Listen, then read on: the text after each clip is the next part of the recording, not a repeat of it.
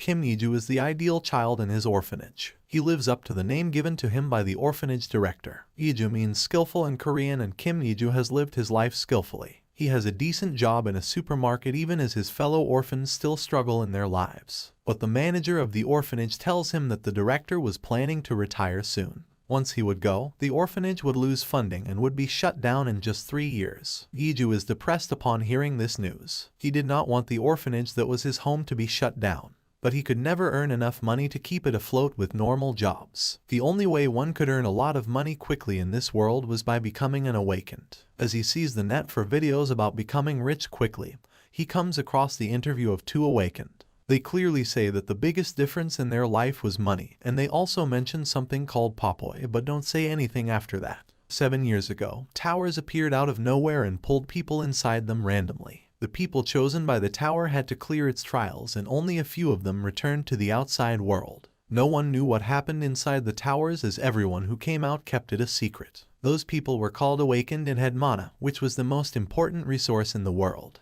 Magic engineering was the most important discipline in the world, and only the awakened with mana could do it. Thus, they were in demand and companies paid a ridiculous sum to hire them. Iju wonders if there was a tower somewhere near him so that he could clear it. But then he receives over 500 files that say things like he had cleared certain levels and gained followers. He thinks that the files could contain viruses or be used to hack him. But as he is trying to delete the files, he accidentally opens it. Inside, he sees a video of him streaming from within the tower. The Iju in the video is shocked as he learns from the comments of his streamers that he was stuck in the tower now. The Iju, seeing the video, watches all the videos one by one and realizes that it was really him who was clearing the tower. He also sees a monster named Popoy in the video, which appears like a cute furry ball, but had sharp teeth that could chew down rocks. The videos tell him about the various challenges and rewards in the tower and what decisions should he make. At that moment, Iju realizes that it was the video of his future sent to the past to help him. No one talked about what was inside the tower, so no one had any reference material for training, but Iju had all of it.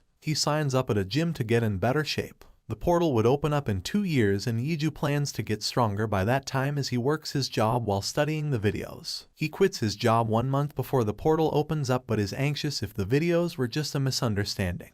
But a portal opens in his room, and Iju is sucked in. He gets the option to choose the difficulty level of the tower, and he chooses high difficulty, which would give him the best rewards. He wakes up in shock inside a cave. He checks his screen and learns that his first trial would start in 1 hour. He already knows everything about the trials and streaming. The awakened who were still in the tower could watch the performance of the newcomers and interact with them. If they were impressed by the newbies, they could even reward them with coins. Whenever a newbie they rewarded climbed up a milestone, they also got coins as a reward. Iju's first viewer is the Love, and Iju welcomes him by calling him Big Brother. But the Love is happy on seeing a different reaction than other newbies and decides to tip Iju, and even follows him on learning that he was a sharp lad. Being followed gave additional benefits to the newbies, and one person could follow only one newcomer at a time and had to unfollow them before following anyone else. There was a grand reward every time someone gathered 100 followers. Other viewers also come to see Iju as he had selected hard difficulty. He acts dumb when the viewers tell him that something dangerous was coming, but they could not specify.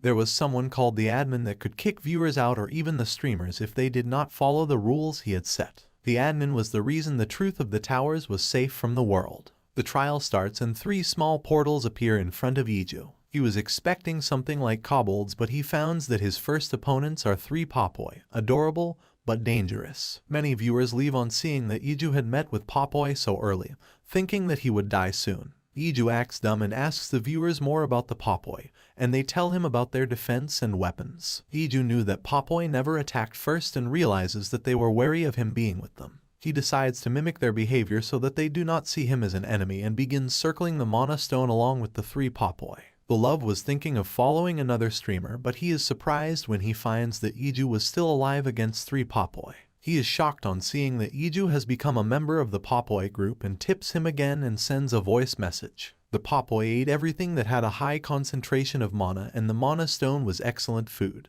They were wary of Iju and hesitated to perform their eating ritual while he was with them. But once they accept him, they invite him into their ritual and begin eating the stone. The viewers go crazy when Iju joins the monsters and starts eating the stone too. But he feels that it was actually edible and filled him with energy. His body glows just like the Popoy after they are full, and the viewers think that it was the end for Yiju as the Popoi surround him. But instead of attacking him, they climb on him and become his friends. The trial is cleared, shocking everyone in the viewer list. Yiju loses consciousness for a moment and gets back up soon. Yiju checks the comments of the viewers and realizes that he has got 120 plus viewers and 50 plus followers, too much for the first floor. He thanks the viewers and they ask him what was he thinking when he joined the Popoi. He says that he thought he could not win against the Popoi, so he decided to join them. The trial was to eliminate the enemies, and what better way to do that than by making them friends. He just followed them and got lucky. This is what he tells the viewers even if they did not fully believe it. The viewers remind him about the rewards and he acts like he didn't already know.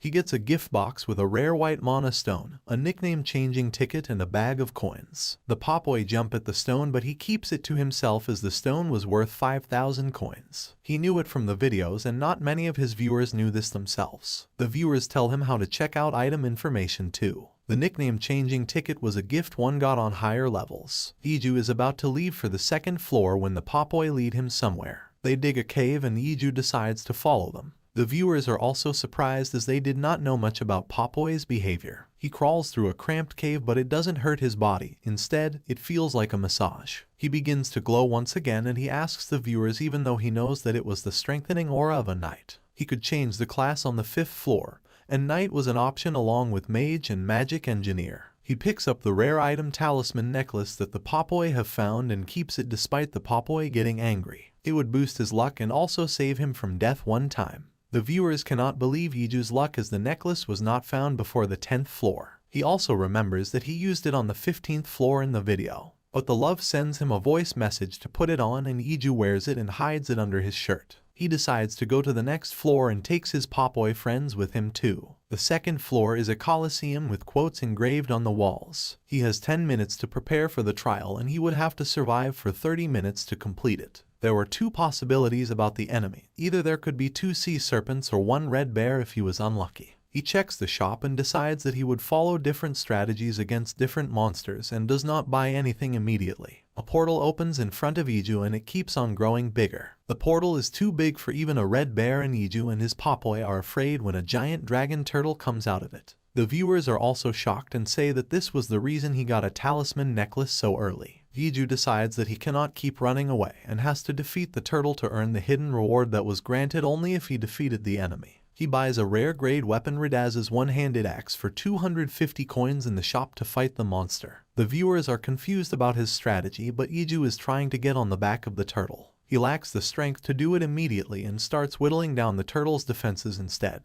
The dragon turtle uses its lightning breath and Yiju dodges it easily. But once the dragon turtle is injured, it retreats into its shell to heal. Yiju takes advantage of the resting monster and climbs on its back. The viewers try to tell him that it was not safe there as the spikes on its back would explode. Even the love tells Yiju to get down using a voice message as he was not reading the comments. But Yiju already knows this and plans to use it as a weapon. He breaks one spike and pierces the turtle's body with it. Then he pours mana into the spike to make it explode inside the turtle's body, critically injuring it. Yiju was able to barely evade the range of the explosion. He had taken a risky decision but it paid off. He approaches the dragon turtle and finishes it. The mission is cleared and he receives the hidden reward he wanted. The Popoi want to eat the corpse of the turtle and Yiju gladly agrees. But the viewers are shocked by the way he defeated the dragon turtle, which was usually an enemy for 3 streamers at a time on the 11th floor. He acts shameless and confident and says that he thought he could do it, so he did it. He checks out the reward for clearing the floor first and finds another rare mana stone inside.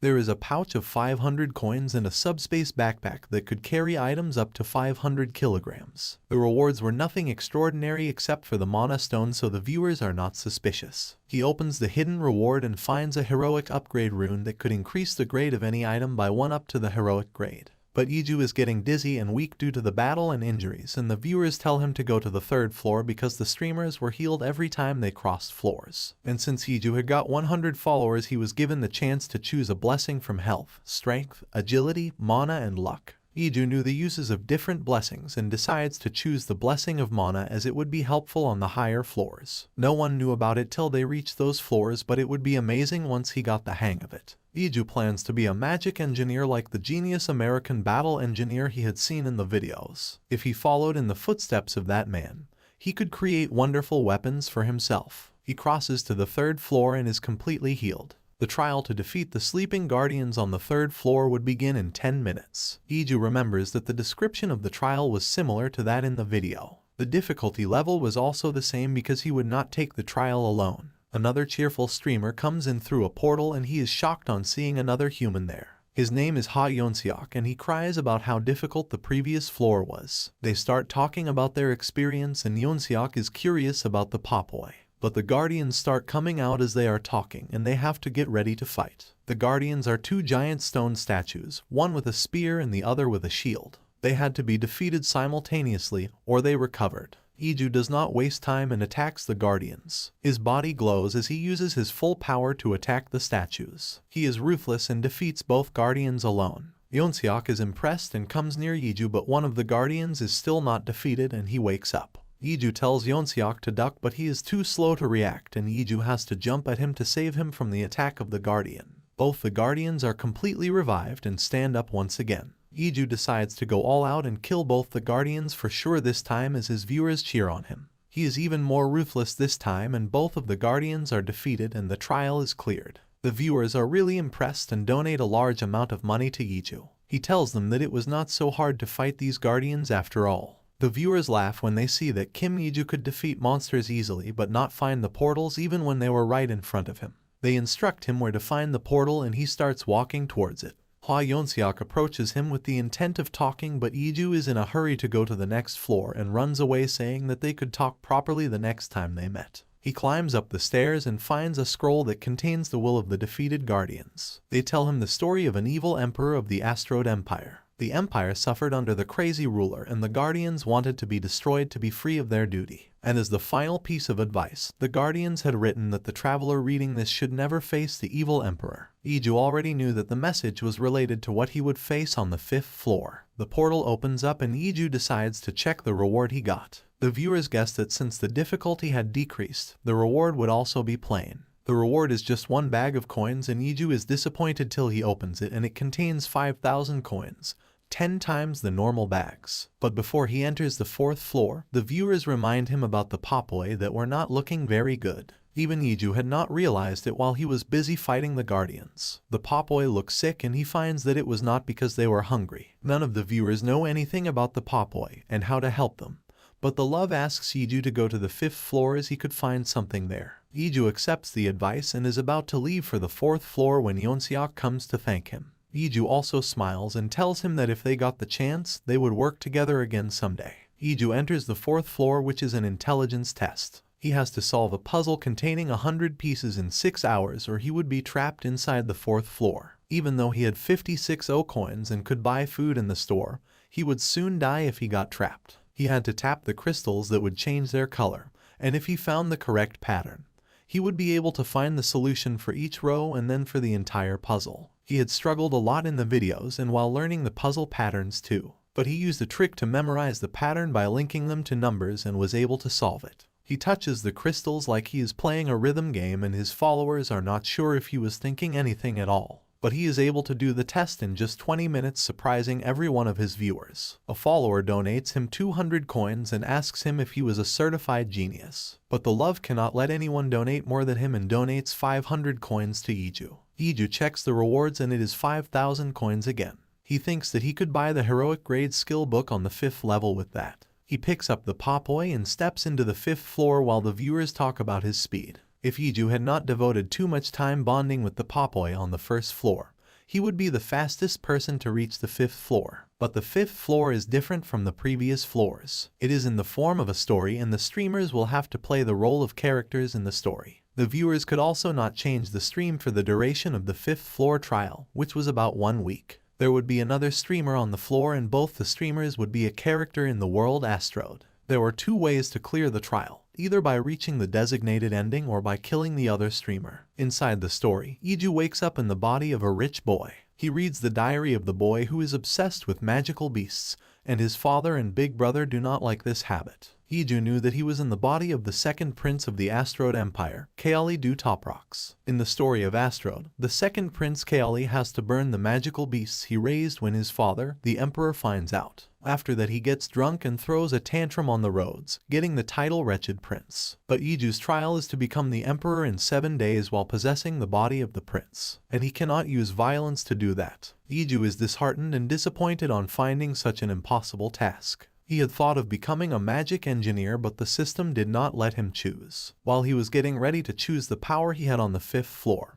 he wanted to choose magical engineering. Based on the power, he would possess the body of an important figure. In his case, it would be the Imperial Engineer. He could become other important characters if he chose powers like magic, strength, assassination, etc. But before he can say his choice, the system assigns him powers related to magical beasts that leads to Iju becoming Prince Kaoli. Iju decides that if reaching the goal was easy, he would do that. Otherwise, he would kill the other streamer. Iju summons the servant named Fordrick who had promised to supply him with magical beasts. He had already procured the magical beasts for his prince and presents them to him. Iju is shocked on finding his Popoi in the cage and they are still unwell. Fordrick explains that the Popoi had consumed too much mana stones which led to their poor state. But he is shocked on seeing mana radiating from the body of Prince Kaoli. Fordrick is worried as a sudden burst in mana could prove fatal, but Kaoli assures him that he was alright. As Fordrick is leaving, he warns Kaoli about the first prince. Fordrick was the guardian knight of Kaoli's mother and became his aide when she passed away.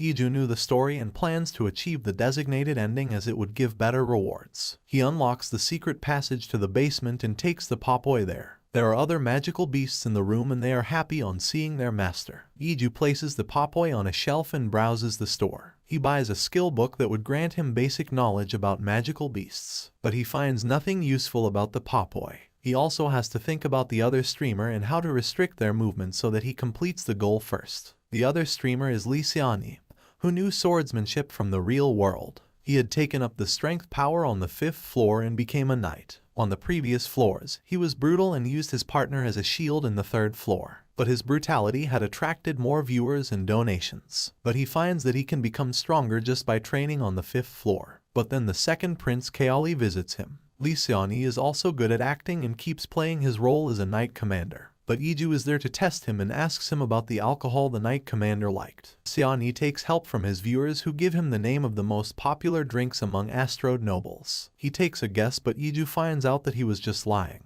He confronts him about the truth and releases his secret too at the same time. Seani is threatening Iju with his sword when Fordrick stops him. He threatens the knight commander that even though he was demonstrating his skills at the prince's request, he could be beheaded for trying to attack a prince. Seani is terrified and runs away while Fordrick escorts Prince Kaoli back to the palace. Meanwhile, Seani is scared when he finds out about Fordrick and turns to his viewers for help. They tell him to find dirt on the second prince and his aide, and Seani finds that he had 3 Popoi with him. The viewers tell him about Kim Iju, the streamer who befriended the Popoi. They tell him a method that worked when he found out the identity of the other streamer and instruct him to go to a chapel outside the city after he had confirmed it. Seani goes to the chapel, which is the hidden piece of the 5th floor. He has to tell the name of the other streamer to the guardians, and if he was right, he would pass immediately. But when Seani tells the guardians that the second player is Kim Iju, the guardian laughs at him and says that his answer was wrong. It also curses Seani and he loses all the skills he gained after coming to the 5th floor. What had really happened was that Iju had used his nickname-changing ticket. The viewers are surprised that he knew about the hidden piece, but they guess that he must have learnt it from someone's comments. They suggest him names like Mr. Freshman or Popoi,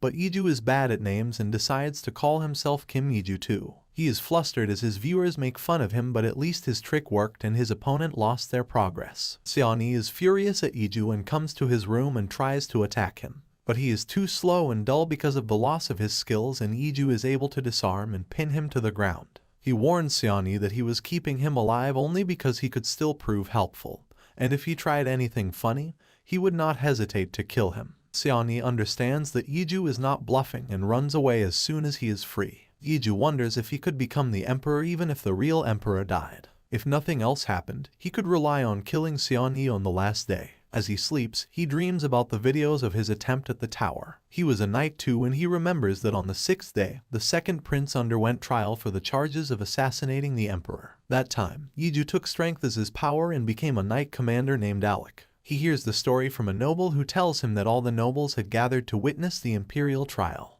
The faithful Fordrick was devastated in the videos he saw. But the emperor had beastmen guards who were supreme in awareness. It was improbable for someone like the second prince to kill the king in their presence. Iju and Alex's body goes to attend the trial and is disturbed by how rigged the trial was. The representatives of the three houses were selected as jury and they passed the decision without following due process. Kaoli was caught red-handed when the king died and the court decides he was the criminal without hearing his side first. The second prince, Kaoli, was timid and too shaken to say anything either. He is not given the right to appoint a lawyer as well, and the prosecutor states simple statements that label him the criminal. Kaoli can do nothing but tremble as the trial is going on and admits that everything the prosecutor said was correct. The jury decides to punish him by tying him to horses and dragging him across the kingdom. Fordrick tries to speak up for his prince, but his voice of reason is not heard. Iju was horrified and enraged at the unfair nature of the trial and swears that he would destroy the tower and make the admin take responsibility for all the unfair business in Astrode.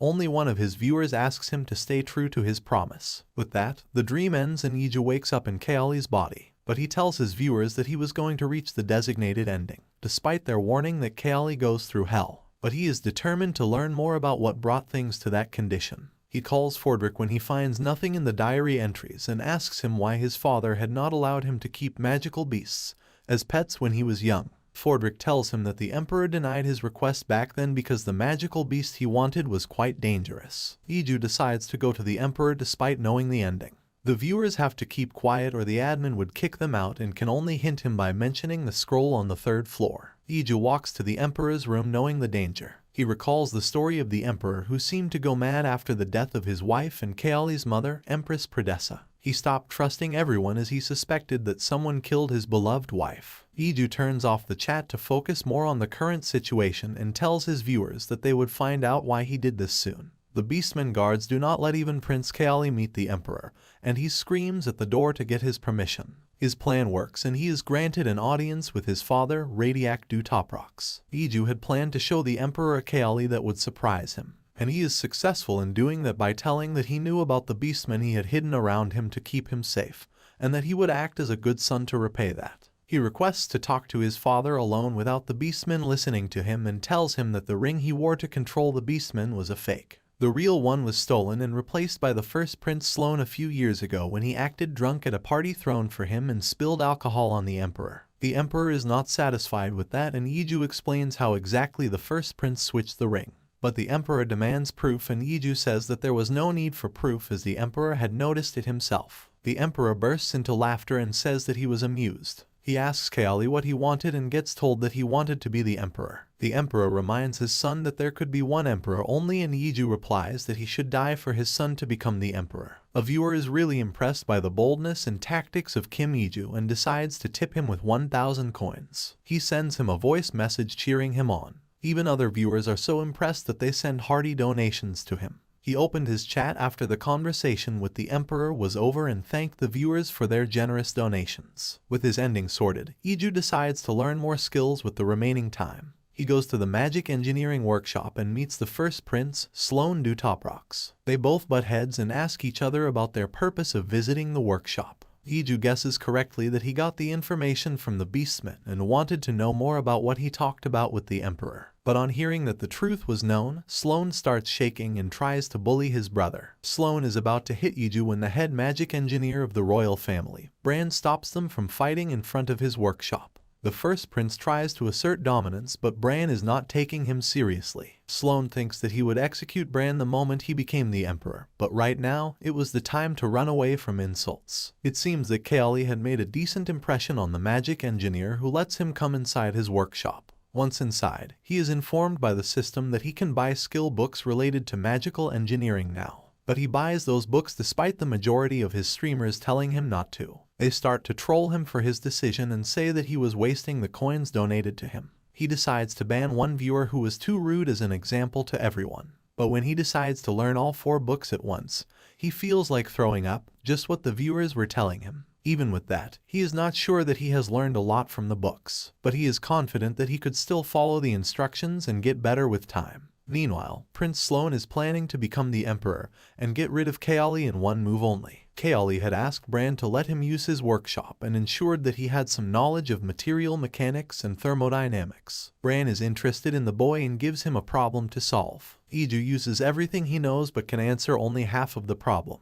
But he had scored passing marks in Bran's test, who lets him use his workshop. Iju apologizes to his viewers that it was going to get a little boring from now on. He spends his days trying to create something, and less than 2 days are left for the trial to come to an end. But as he is busy in the workshop, Fordrick informs him that the king had been assassinated and the culprit was not yet caught. But the soldiers and a bailiff are there to arrest Kaoli immediately, and they take him to the interrogation room. The day of the trial comes and Iju remembers every line said by the prosecutor. He realizes how terrible the poor second prince must have felt in this situation, where no one believed him. But the trial begins and everything is happening exactly like in the video. When the prosecutor is done explaining the points, he asks the prince if he had some objections. Iju says that he did not kill the emperor, and when the jury asks him for evidence, he says that he has a witness instead. The entire gathering of nobles is thunderstruck on seeing the witness in favor of the second prince. The witness is no one else but the Emperor Radiak Dutaprox himself. As he enters the courtroom,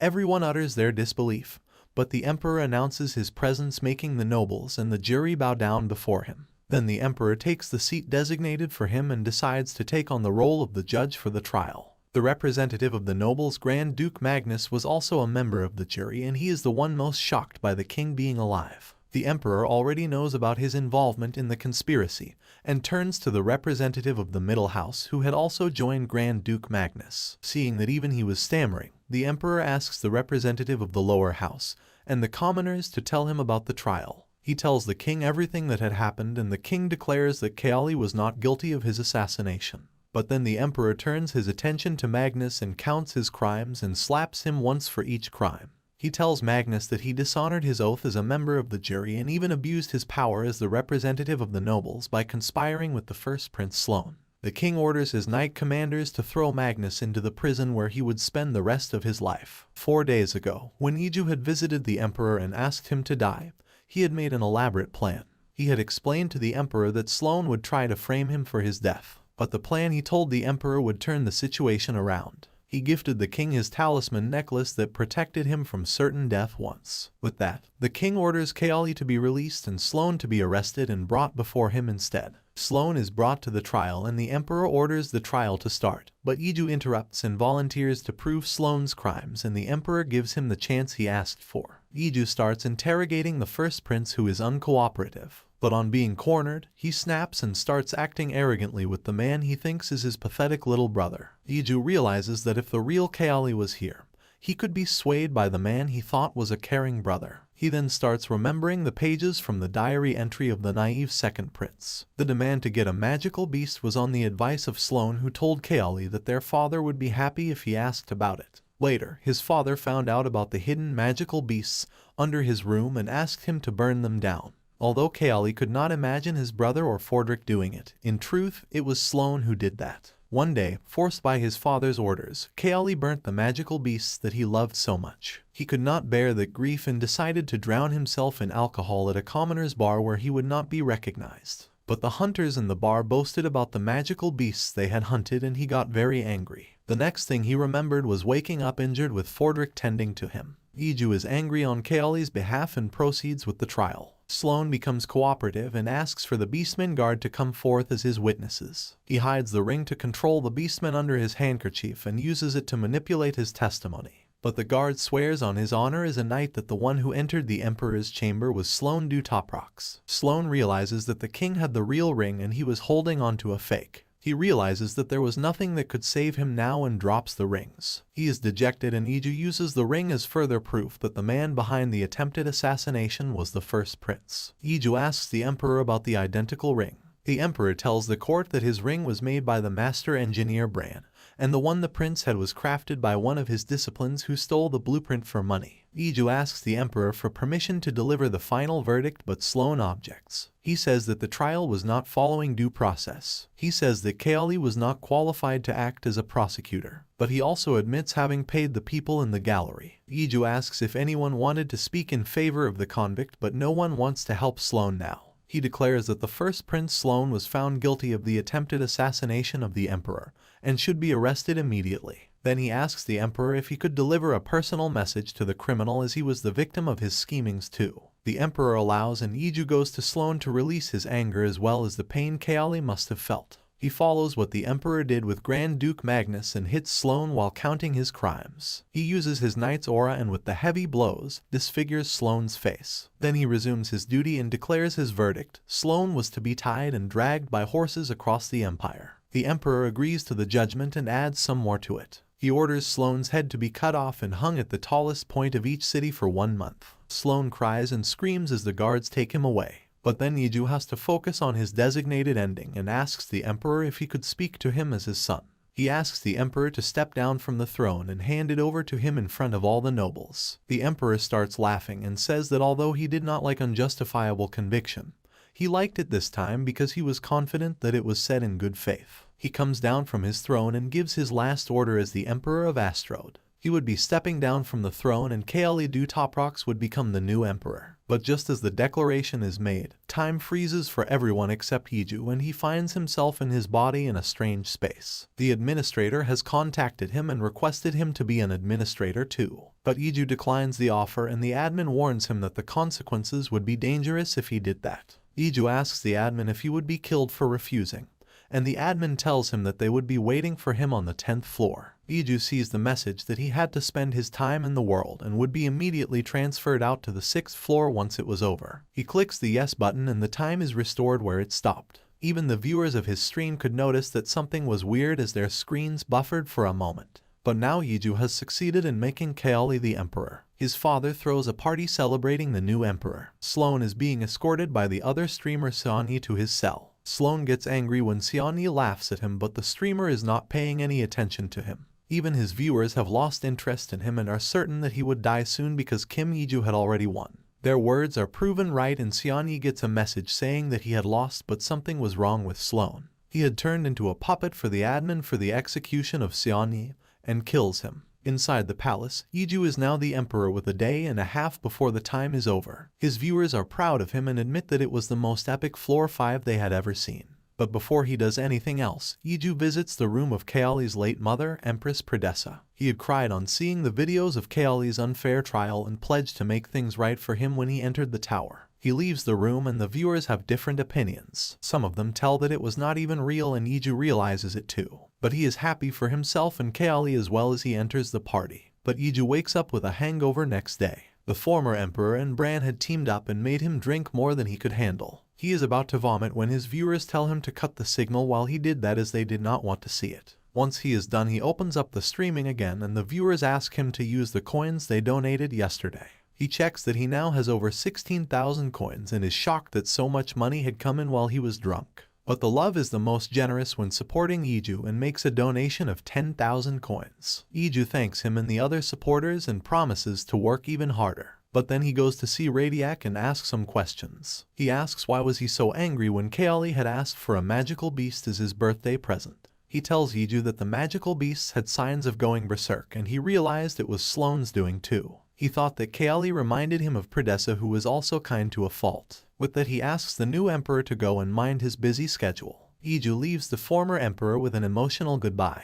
Next, he goes to the workshop to meet Bran and bid him farewell too. While going there, he argues with his viewers that he wanted only magical engineering and it was the best class. Bran is happy to meet him too and hands him over the gloves that Iju had made in his workshop. They were powerful but still unstable and he urges the new emperor to be careful with them. With that, Iju takes the gloves and some other items with him and bids the master engineer farewell. But he thinks that after he leaves the floor, everything would return to normal and Kaoli would still be a victim in all the stories. He wonders if his actions had any meaning at all. But on the 3rd floor, something is changed. When a streamer opens up the scroll after clearing the hard mode, he finds a story that is different from what Iju read. It told of an emperor that reached the title without conspiracy and ill efforts. The emperor led Astrode to new heights and his people loved him dearly. The scroll ends with a warning to the streamer to not disturb the kind heart of the noble emperor. The viewers on the stream are shocked on reading this version of the story and think that it was a bug. They argue among themselves, but the signature at the end of the scroll revealed that it was written by Fordrick. Iju's actions had made a difference in Kaoli's story and that of Astrode as well. Inside his palace, Iju calls for Fordrick to tell if anything changed with the Popoi.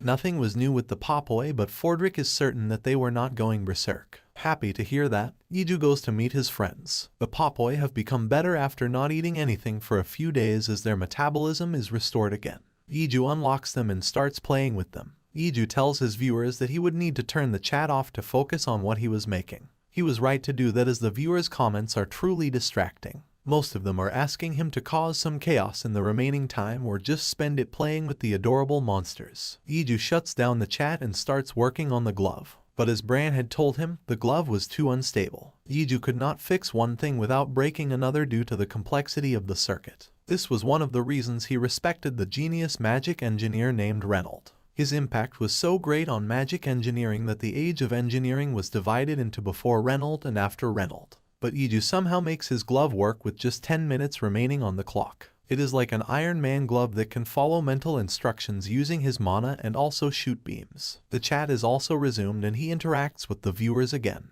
The time for the trial ends and Kim Iju is transferred out of the 5th floor. The viewers on Seani's stream are automatically transferred to Iju's as refugees, and a banter breaks out between Iju's original supporters and the refugees. Iju realizes that the mood of the chat is going off the rails because of the newcomers and decides to restrict their comments. Anyone could only comment if they had spent at least 12 hours on his stream. The original supporters are happy on the others being muted, and Iju decides to check the rewards finally. He clicks the reward option and a huge box falls in front of him. Even the newcomers are shocked on seeing it and send donations along with voice messages to Iju. But they can send voice messages even with low donations, and Iju raises the requirement to send audio messages to 500 coins. He thinks that they would not disturb him too much with the new barrier. But he gets another donation from the viewer named Luca, who Iju had banned earlier. Luca had sent Iju another message during the trial asking to be added to the chat. This time, the banned viewer apologized even more passionately. But Iju ignores this request like he ignored the earlier one and proceeds with opening the box. But the reward is just a set of plain clothes with no special features. Everyone is disappointed in the prize and complain that it was unfair. But Iju remembers that he got the same prize for clearing the 5th floor in the video. He realizes this was the admin's method to tease him, but he does not care. The next box has something special though. It contains a heroic grade item, Latanto's leather boots. The boots were made from the skin of a snake who died naturally and had all the abilities of the snake. The abilities include hardness control, size control, invisibility, color and texture camouflage. The viewers are shocked by the contrast in the two gifts and call the admin a tsundere. But even though the boots were overpowered, it was too hard to use them. Iju already knew this, and this was also the reason the viewers didn't get surprised by the heroic items as they should have been. But Iju can easily alter the shape and color of the boots, leaving his viewers shocked. Iju finds that he had got 5,000 coins this time also. He had over 20,000 coins, and that was too rare for someone clearing the 5th floor. Iju is thinking of saving the money to buy a special skill book at the 10th floor. But since the 6th floor was a team challenge, he decides to hide away his Popoi. The viewers do not want him to do it as they enjoy seeing the Popoi, but it is Iju's decision after all. Iju is confident that he can clear any challenge he faces in the 6th floor. It would be a team of 4 streamers and they would have to eliminate all the enemies in the Forest of Evil Spirits. The other 3 people are already waiting for Iju. One of them is a burly young man who is a knight. There is a middle-aged man who looks like a mage. But the third member catches Iju's eye. She is a girl wearing school uniform and a mask. She is annoyed by Iju staring at her and asks if this was the first time he was seeing a human being.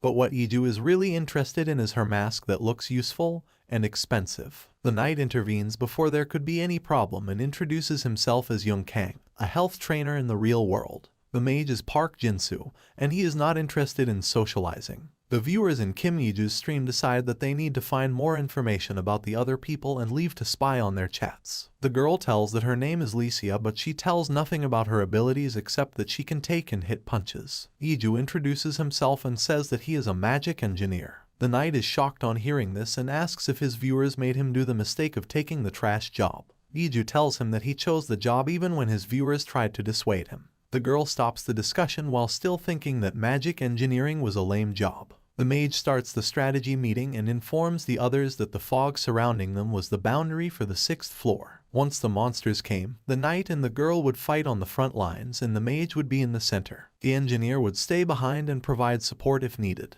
The waves start and the monsters come. But the viewers are shocked when a ghost-type monster does not appear as per the usual pattern.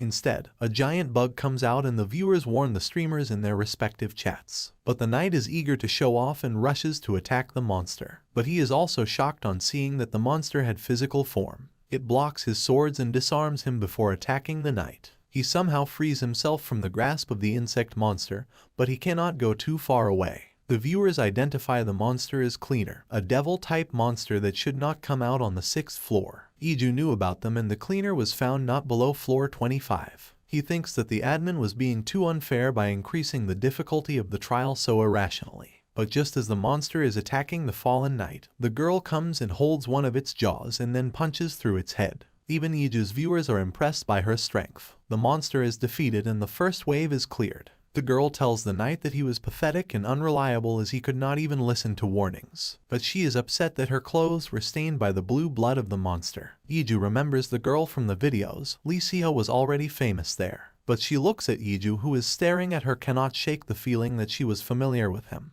The mage has to revise the strategy for the second wave as the knight is not going to be any help. The viewers who had gone to scout other parties return and tell what the mood was like in their chats. Licia's viewers are like doting parents who are very proud of her. They donated huge amount of money no matter what she did. In the chat of the mage, everyone was a serious and solemn person. But in the stream of the night, there were some very mean people who enjoyed it when his fingers were chopped off by the monster. Iju cauterizes the wounds of the knight with his glove and he just cries while hiding behind them. In the next wave, 2 monsters come and Licia defeats both of them alone yet again. Iju remembers that in the videos he saw, Licia was called the prodigy of close combat. On the 5th floor, she had chosen to be a commoner and learnt close combat from a hermit martial artist. Following that, she earned her title and justified it on every moment. Iju never thought that he could run into her if the difficulty became so high. The 3rd wave comes and the 4 monsters come in teams of 2 from opposite sides. While Licia is fighting against 2 of them, the mage uses a fireball on the other 2. But he finds out that his attack had no effect against the cleaners. Iju comes ahead to save him and defeats both the monsters using his glove. He knew the strengths and weaknesses of the monsters and can kill them in just one punch. But Licia was also distracted by the 2nd team of monsters and is about to be attacked by the one monster on her side that was not killed yet. But she is shocked when Iju covers the distance between them in unbelievable time and kills the monster in one hit. He does not tell them about the Latanto's boots that gave him the speed boost. But they learn that the mage has no better magic than the one he already used. The knight is annoying and says that they didn't even need his help to clear the rest of the waves. But the mage has realized that the number of monsters won't double but will be squared up from the last round. There would be 16 monsters this time and on the 5th wave, there would be 256 of them. Iju and Licia clear the 4th wave together as the other 2 members are useless. But they are tense about the final wave. 256 cleaners would come from all directions. The viewers had complained to the admin but there was no one to answer their call. Iju tells the other streamers that he would deal with the cleaners but they had to lay down flat. He charges his glove with magic energy and releases a powerful beam of energy towards the monsters. He realizes that he cannot do it for long and swings his hand as the beam destroys all the monsters in one hit. The other members of the team get up and are shocked to see that all 256 monsters were dead and the ground below them was scorched. But Iju throws away the glove and blood comes out of his mouth because he had used too much magic power. The mage and Licia come to him and ask him if he was alright. To that, Iju answers that he used too much magic power and it was nothing serious otherwise. He tells Licia to not worry and she turns out to be a real tsundere and gets flustered while denying the truth. But Iju says that they should check out their rewards before moving to the 7th floor. Licia takes off her mask and she is quite pretty. She asks Iju what his real name was as the viewers could not find his stream when they searched him. Iju calculates the merit of telling his name to others. The mage and Licia had loyal viewers but the knight's viewers could come to his stream. He tells her that he changed his nickname to Kim Iju too and viewers start pouring into his stream. As he guessed, most of them are from the knight's stream. On his request and the suggestion of his followers, Iju restricts their entry to his stream. Licia asks Iju if they had met before but he brings forth his reward and everyone is too shocked on seeing the box that they forget to wait for an answer. It was the best one out of all 4, and the other streamers think that something was odd about this. He opens the box and finds another heroic grade item, the leather gloves of Latanto. That gave him abilities of magic amplification and temperature manipulation. He puts them on and the system tells him that the set bonus had activated since he had 2 items from one set. It gave him new abilities called zoom, magic power amplification, and color and texture imitation. But everyone knows that using these gloves was even more difficult than the boots. The night's viewers push him to ask Iju if he could remove the entry restriction, and he says that he can't. He is jealous of Iju and does not even thank him before leaving. Sia is the only one left in the floor with Iju, and he is not too aware of the fact. He puts down the bag as he waits for his glove to cool, and the popoi pop out of it. They sense the magic power from the glove and want to eat it, but Iju stops them. But Sia has spotted them and she asks Iju about them. He does not know how to explain it to her, but he doesn't even need to. Their cuteness steals her heart and she almost says that they were cute. But as it's tsundere, she is too flustered to say it and runs away abruptly. With that, Iju also leaves for the 7th floor as his viewers try to hint him about the next floor. One of them gets too eager and is about to tell him that the level was like psychological warfare, when the admin kicks him out. But on the 7th floor, someone is getting ready for psychological warfare. Iju already knew about the trial, and as he enters the 7th floor, the details are revealed to him. It would be a contest between 2 streamers. Violence was banned and viewers could not change streams in between. The Statue of Liars, a giant statue with many hands and many weapons, would judge them. But Iju sees the person he will fight against and he is shocked on seeing him. The same person was in the videos too and Iju disliked him. Han Jae-sok was a terrible man who did not hesitate to kill people that were not even part of his trial in the videos. Iju knows how dangerous he is, but acts like a stranger and greets him. He wanted to beat Jae-sok, but it was not going to be easy. The 7th floor was a lie detector type test. You had to find out if your opponent was lying and had to fool them with your lies. The rules of the trial are quite lengthy and confusing as well, but in short it is about getting 3 victories over your enemy in a game of lies and truths. They start trying to find out more about each other and dodge each other's questions before the trial starts. Once it starts, Jae-sok takes the first turn to ask the question. He asks if Iju knew him before entering the tower. Iju refuses, but Jae-sok guesses that he was lying.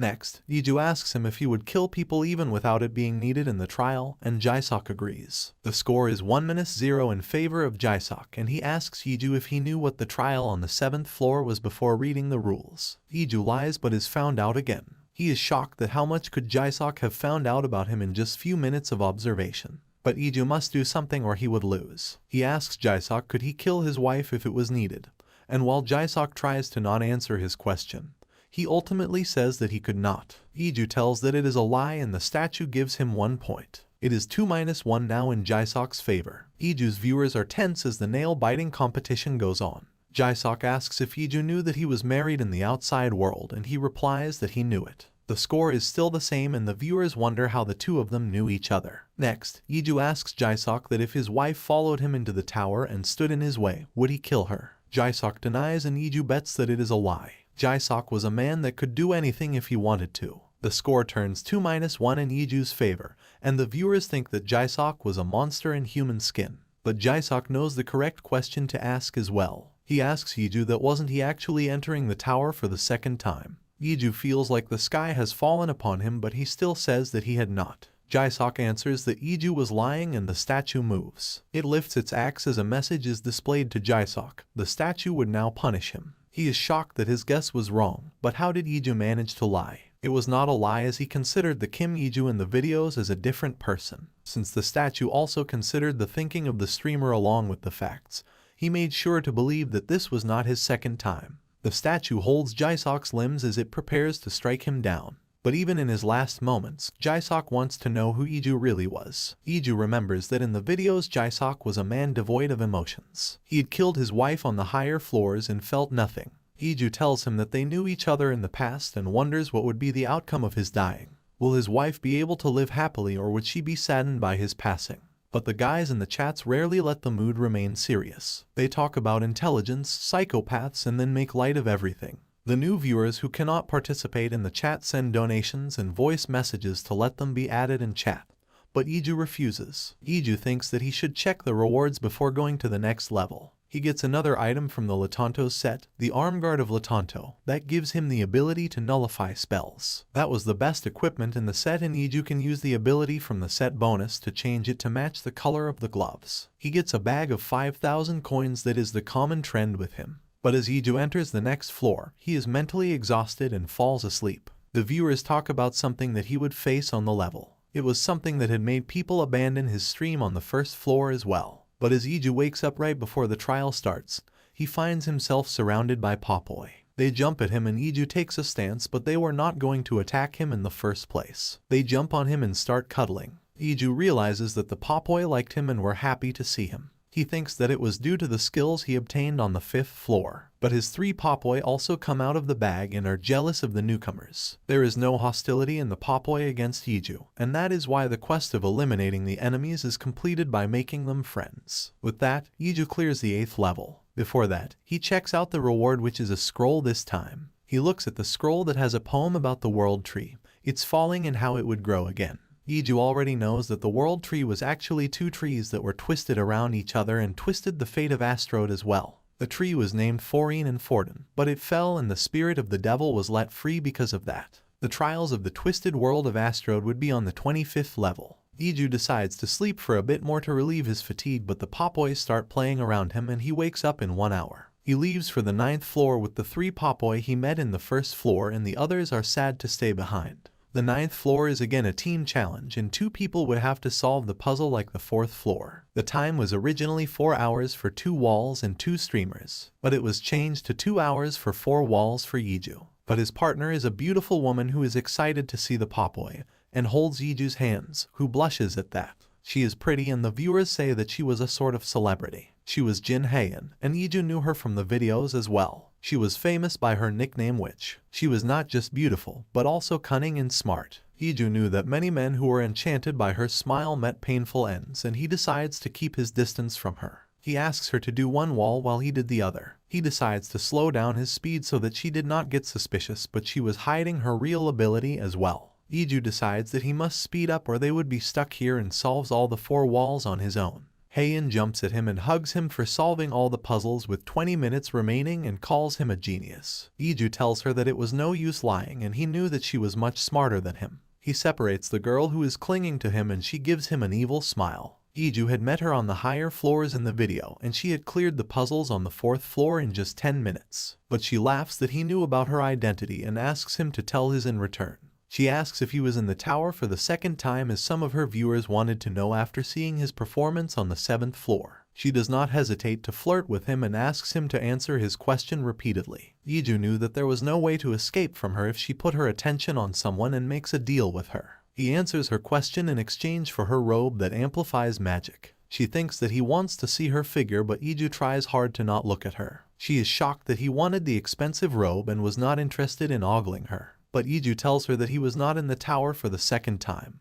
Neither was it a case of regression or reincarnation. He just knew the most about the tower despite never entering it. Iju has left out many crucial details, but Haein laughs and says that he had piqued his interest. She admits that she liked men with secrets and now she liked him too. Iju is ready to run away as fast as he can now that the floor was clear, and does not answer her question when she asks his real name. Out of his streamers, the love repeatedly told him to not get enchanted by the vile woman. But with that, Iju has successfully entered the 10th floor, the free area. He now had the privilege to watch new streamers before level 10, and could only be seen by viewers above floor 20. The viewers who had spent time watching him and gifted him coins would get their rewards now. Iju tells his streamers that he was going to explore the floor and turns of his stream for a bit. But he can tell that something was different in the 10th floor than he remembered. A commoner girl bumps into a noble and the noble man treats her gently. According to Iju's knowledge, she could be punished for this. He learns that the ruler of Astrode was Emperor Kaali, and in his rule, merit was more important than birth. Iju is shocked and decides to see someone who can answer his questions. He finds the old man feeding pigeons he was looking for near a fountain. The old man is actually the admin, and he tells Iju that he had been in this position for so long that he had lost all his emotions and even forgot why he chose to become the admin in the first place. Iju had met the admin in the 10th floor in the videos and accepted his offer of becoming the new admin. Then that Iju had sent the videos of the tower to his past self for reasons the current administrator did not know. He shows Iju a vision from his future. He would die in the monster attack on the kingdom of Terha on the 15th floor. But Iju is still confident with his decision that he does not want to become the administrator. The admin tells him that he does not know anything except his sense of duty, and that he is nothing more than the ticking hands of a clock. He had tried to fix the twisted world of Astrode, but it was far too complex and he got mad without achieving anything. But Iju could do what he failed to do on the 5th floor by making Kaoli the emperor. That is the reason the admin asks him to become the new admin so that he could make Asteroid a better place. Even though the admin thinks that he does not have emotions left, his frustration is visible as he talks to Iju about his failures. All the admins before him also went insane due to their failures. They chose a successor and took their own lives after that. The Iju in the videos was able to do the best out of all the administrators. But the Kim Iju in the tower right now flips off the admin and declines his offer. The admin transforms into a pigeon from the old man and flies away. Iju decides that he will find the reasons behind everything by climbing the tower. Meanwhile, the real identity of Kim Iju's biggest fan is revealed. The love is a girl named Kang Soha and she is jealous of Haein who is trying to flirt with Iju. He opens his stream once again and declines the option to make his stream show on the trending list. Most of his followers are still there and he realizes that they were all above the 20th floor. He welcomes his viewers back but is shocked on finding over 250 messages. Most of them were friend invites or clan invites. Iju leaves them on read as he does not want to join any clan right now. He decides to change his channel as there were new players there who would not be too familiar with him. This would save him from the people who wanted to get his attention. Iju sees that there were no useful magic engineering items in the market after the change. He goes to the Cray workshop, the main shop of the Empire's magic engineering industry, but he is surprised on not finding Brand there. The man in charge of the shop is Cray and he greets Iju. Iju wants to get his glove repaired and Cray says that he can do it for him. Meanwhile, Iju plans to go to the real auction house to buy some magic stones, which was the place for rich people. There was also the free auction house where lower quality goods were bought and sold. But in the real auction house, he could not inspect the items and had to rely only on sight. But while he is going there, someone stops him. Another player, who is a knight, asks him to not go to the real auction house as they would not let him enter even with 10,000 coins. The knight thinks that Iju is a mage because of the robe he took from Haein, and asks him to join his team. But Iju refuses, saying that he would be fine on his own. There is a girl with the knight, who is probably his girlfriend. Even she tries to scout him, but Iju refuses and heads to the auction house. He had over 40,000 coins and the guards let him enter the auction house, shocking the knight and his girlfriend. The auction house of Silanen is a posh place and Iju is asked to verify his identity at the reception. His name is not verified until he puts 2 at the end of his name, much to the amusement of his viewers. He goes to the waiting lounge and finds Lee Siha there. He takes a seat at her table but the mood turns awkward as neither of them say anything. Siha starts by thanking him for the level 6 and Iju asks her about why she wore a uniform. She says that she had memories attached to the outfit and Iju does not press further. He sends her a friend request and she accepts it since it would be beneficial to both of them. But she is really curious about Iju's friendship with the Popoi and asks him about it. Iju tells her that it is a trade secret and she gets shocked and angry. The auction starts and they leave for the auction room. Iju ignores every item in the auction but his eye is caught by the special item, a necklace with a big red crystal that belonged to a royal princess. Iju identifies that it was the blood magic stone that he was looking for and bids on it at the starting price of 10,000 coins. The viewers are shocked and call Iju crazy for bidding on an unknown gemstone. But there is another bidder, a young noblewoman named Grey Tell. She winks at Iju to tell him to bring it on. The bidding war starts and Iju decides to drop after the bid reaches 20,000 coins. But as he leaves the bid, Sia joins in and competes with the noblewoman. She finally buys the bloodstone for a whopping 30,000 coins and smiles smugly at her competitor. Iju could only find a decent magic stone at 6,000 coins but it was better than nothing. He finds that Sia was waiting for him on the gate of the establishment. She gives him the necklace she bought as a gift and Iju cannot understand why she would do that. She tells Iju that she knew it was a magic stone he wanted and bought it for him since they were already friends, and friends can buy gifts for each other. She is a bit embarrassed and shy and leaves before Iju can even thank her properly. Iju has no idea why she would give him so expensive but Siha's intentions are much purer than he can imagine. She thinks that Iju had no clue about their past interaction that was so important for her now. Some years ago, she was a child in an orphanage complaining that school uniforms were so expensive. She had gone to a new school,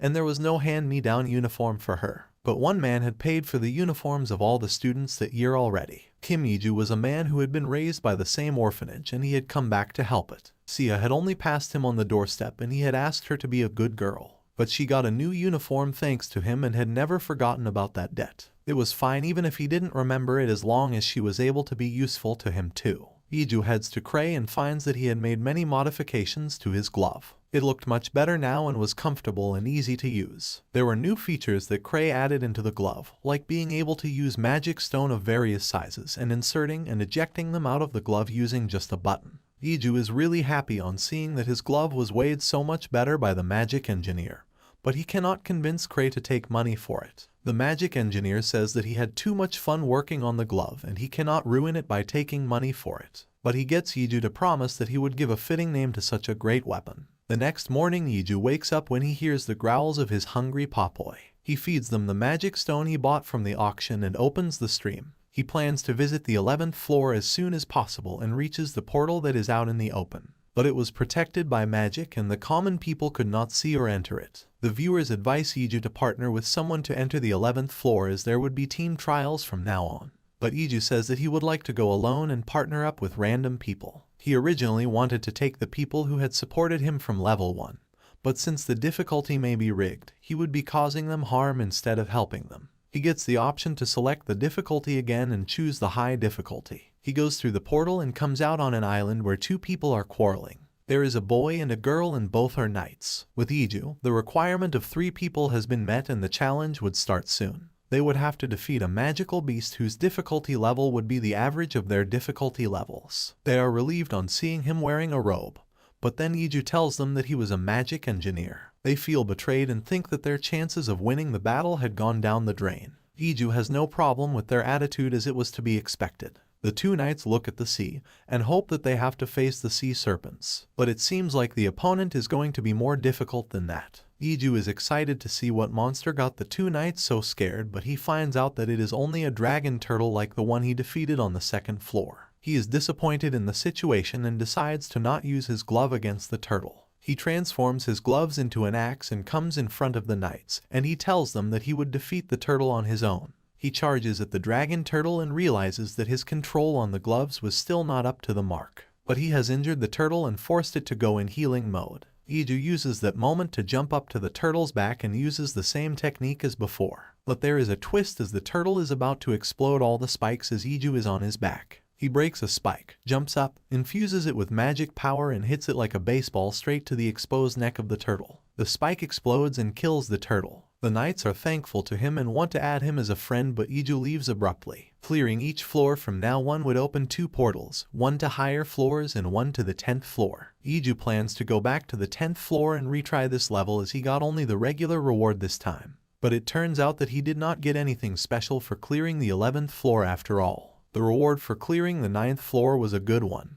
He got Latanto's coat that would give him higher defense, and he changes its shape and design to match his looks. Back on the 10th floor, Iju decides to name his 3 popoi. The viewers give him bizarre ideas, some of which are quite weird. But Iju decides to buy more skill books about magical beasts that are up for a sale and learns them. He can understand the popoi better and finally decides their names. He names them after the gods of Astrode, Laha after the goddess of affection Palaha, Kodin after the god of bravery Raskadin, and Barin after the goddess of wisdom Tabarin. The viewers also enjoy the new names and Iju realizes that he was getting too unguarded with the popoi while streamers were watching. He puts them back in his bag and plans to not let the common people see them too much till he clears level 15.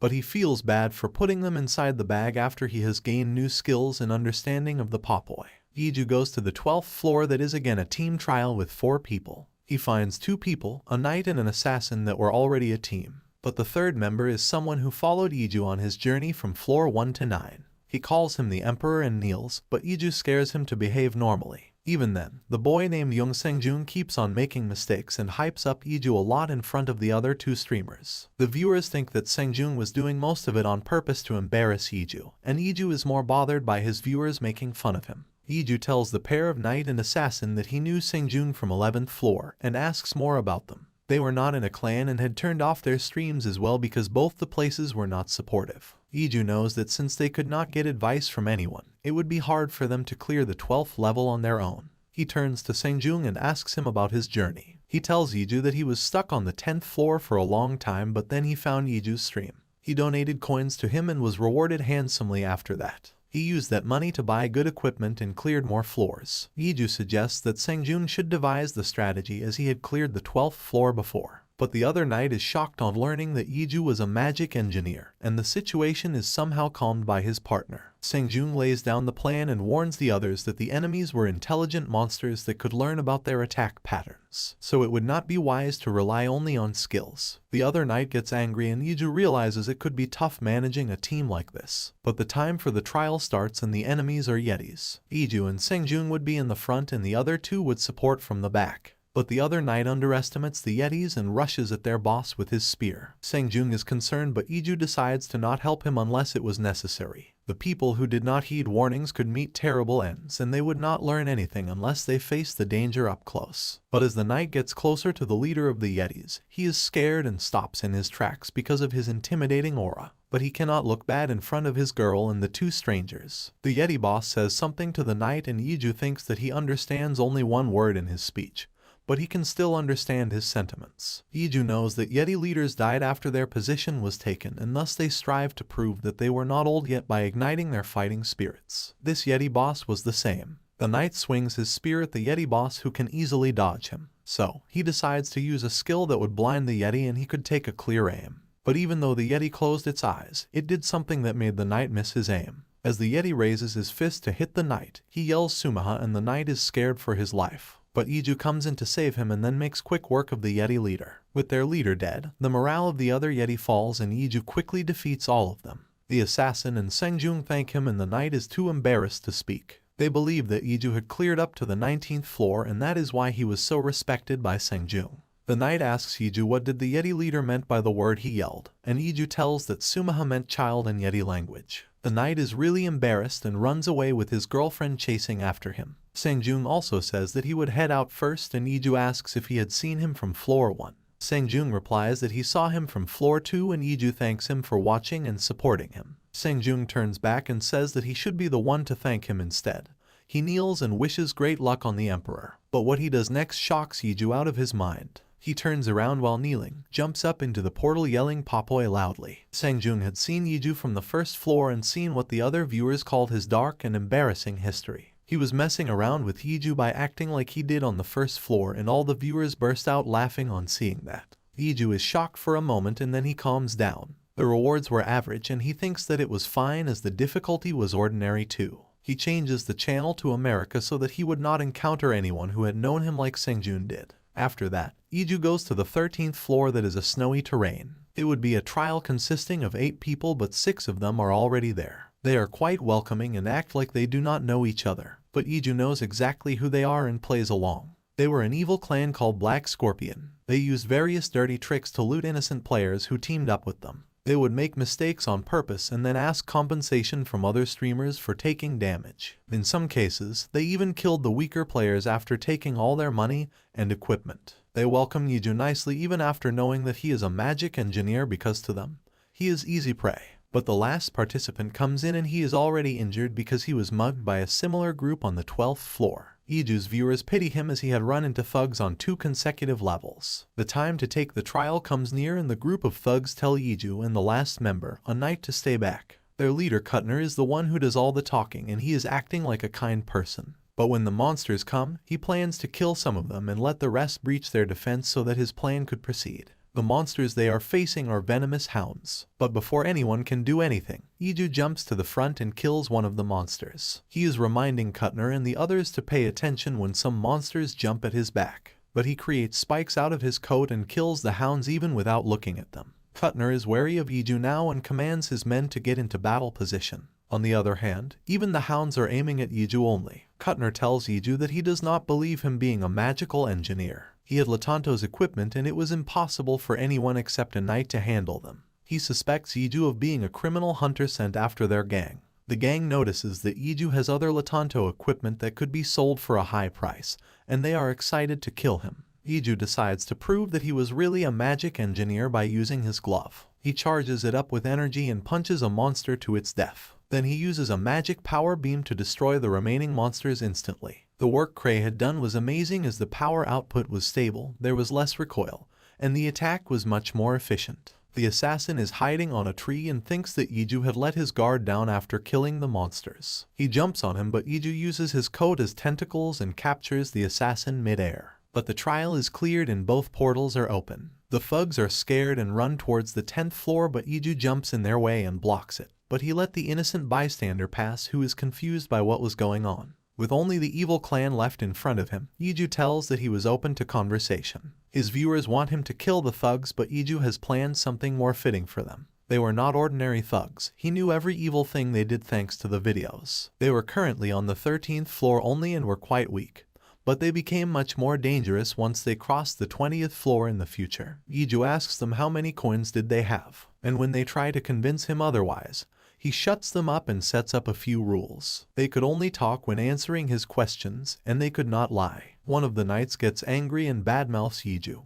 He turns to his comrades and says that they should gang up and kill him. But they are looking at him with horror, and he soon realizes that a tentacle is approaching him from behind. Iju grabs the knight's tongue using the tentacle and rips it out without mercy as punishment for breaking the rules. He tells the criminals that they did not deserve to be treated as humans, but if they had any objections they could speak now. But the thugs are too terrified of him and do not say anything. He calls their leader Kuttner forward and says that even though he was a wretched criminal, he was still a good leader when it came to his team. He sends his friend request to Kuttner, and the evil man is shocked that Iju knew his nickname in the game, Cuthead. He is intimidated into accepting the request, and Iju starts his game. He asks him about the financial details of his team and then to send all their coins to him over friend's direct message. Iju knew that the system was designed so that no one could forcibly take away coins from someone or loot them after killing a person. But there were complex ways like blackmailing and threatening that people like Kuttner used. Right now, Iju was using the same methods, and when Kuttner says that he did not have any money, Iju whispers to him something from the future. He was going to regret that he left a precious magic stone in the clan building on the 10th floor, once he rushed to the 20th floor without planning properly. If he declined to give all his coins right now, Iju would go back to the 10th floor and find the magic stone for himself. Iju tells him that if he gave all their coins to him, he would not touch the crystal and even leave his group free to enter the 10th floor. Iju interrogates the criminals about their coins and takes them all away.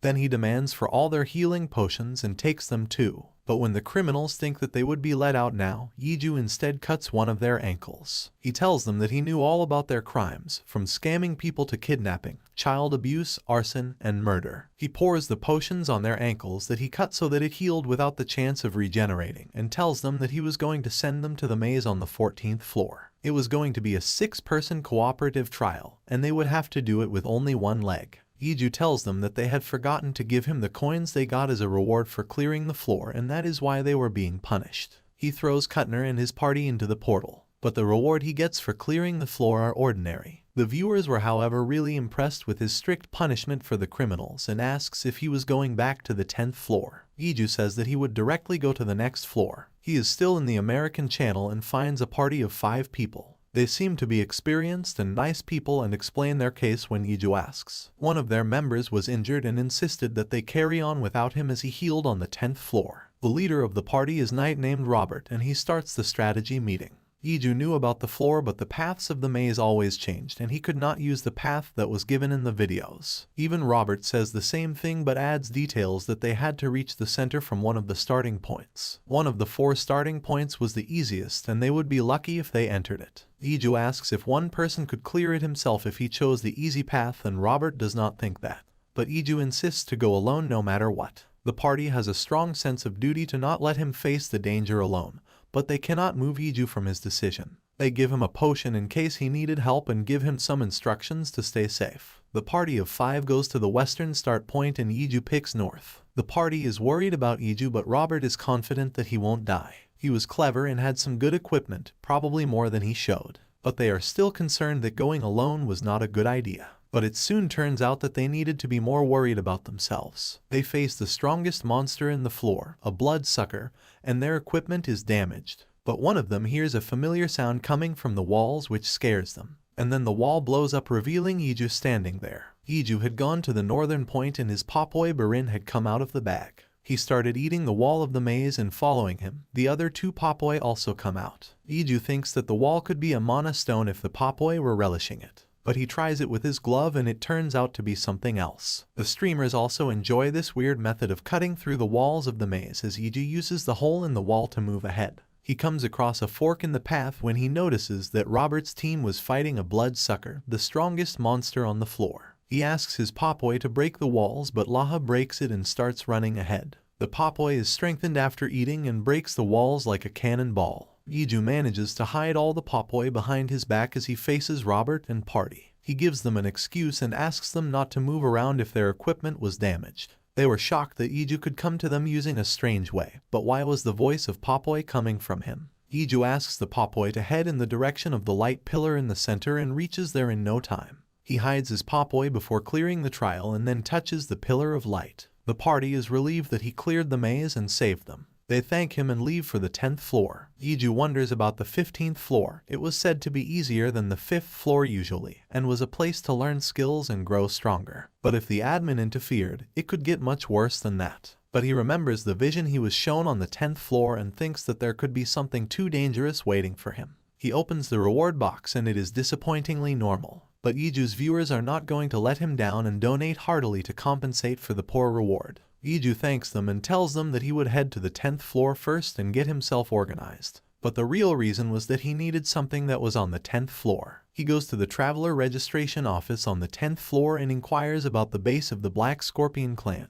But he has done it 87 times already before finding the right channel. Once he is inside their empty base, Iju releases his Popoi and asks them to find out the hidden magic stones. He finds stones that would be worth a lot and sells most of them. Some of the remaining ones are a treat for the Popoi, and some are for his glove. He has sold other items he got as rewards and now has about 87,000 coins. His preparations are complete and he changes to the Korean channel before entering the 15th floor so that he can get the follower reward. He tells his viewers that he was planning to learn night skills on the 15th floor as it was the best place for that task. But when Iju enters the 15th floor, he is shocked on spawning outside the city. The streamers spawn near a fountain inside the city, but it can be assumed that Iju was spawned outside because the required number of streamers were not there yet. All 50 streamers come to the 15th floor and the trial starts. The Kingdom of Terra was the front line against Monster Assault, and all the players had to find a power and the corresponding mission. Iju plans to go to the Fountain of Trials first,